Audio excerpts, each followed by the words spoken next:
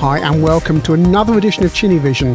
This time we're looking at Jet Set Willy on the Atari XL and XE. Jet Set Willy first of all came out on the Sinclair Spectrum and was quickly ported to all the major systems, the Commodore 64, the Amstrad CPC and so on. A couple of years later, a company called Tynesoft up in the northeast acquired the rights to convert Jet Set Willy to the Atari XL and XE from software projects. And what could possibly go wrong? After all the other computers have had pretty good conversions of the game. Starts off promisingly enough with a menu screen here and a scroller as seen on some of the other versions, and a really excellent theme tune from Rob Hubbard that plays throughout the game.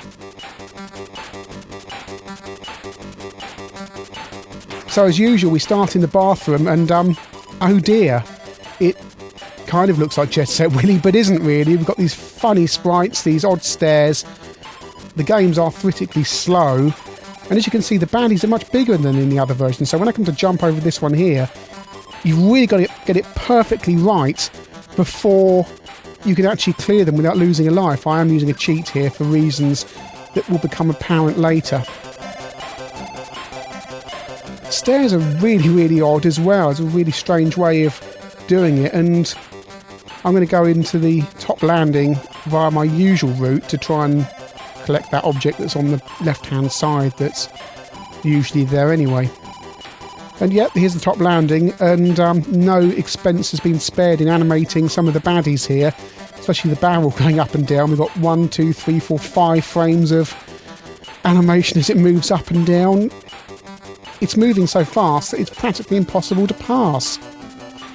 This game looks like Jet Set Willy, but it doesn't really play like it.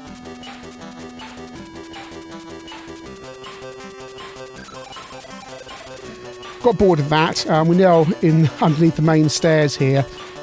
And again, just a simple thing like jumping over the egg really has to be perfectly timed or you just die. And yet in the other versions you get loads of clearance, and the sprites move so slowly and are so badly animated. This Rob Hubbard theme tune plays throughout, which is excellent. It's almost like Tynesoft said, hey look, we've got a fantastic Rob Hubbard theme tune here, let's not bother to do anything with the rest of the game. It is a completely shoddy and a really terrible port. And we go up the stairs here, when we get to the top, we get stuck. And now we have to jump to get past the top of the stairs. It's really bad. It's like no one's play tested this or bothered to really do anything with it. The cold store is a tricky screen for beginners in most versions, and look, I've died here, which is that would happen on any version. So we're going to try and jump off the rope, which again is incredibly badly animated. And I've landed in the middle of the scenery, so now it's very difficult to move left and right because I'm actually not on the platform, I'm within the platform.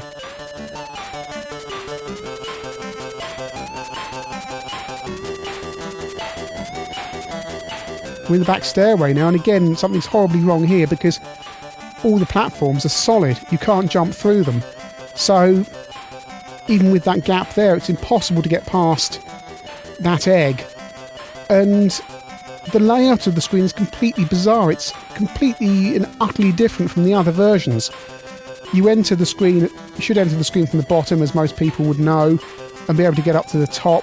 It doesn't. You're stuck down there and you can't go up the stairs to the levels above. The more you get into this game, the more you realise it doesn't just look bad and play badly, it's actually unplayable. Given up going that way, going to head out this way and try and get towards the Mega Tree to see if I can see what kind of mess they've made of that.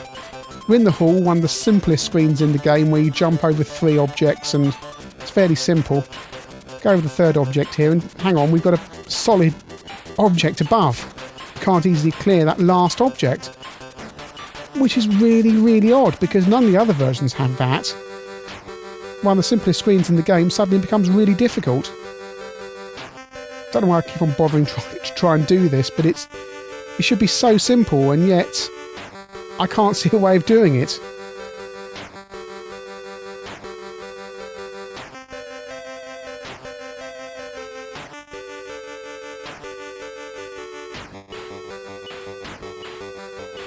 Okay, giving up on this, going to go and have a look up here and just see what some of the other screens look like. So up towards the top of the ballroom east. See if we can go up here and have a look. Looks about the same as normal in there. But this really bad animation and these really odd looking baddies. Jet Set Willy's such a simple game, it should be so easy to convert, and yet they've made a complete mess of this.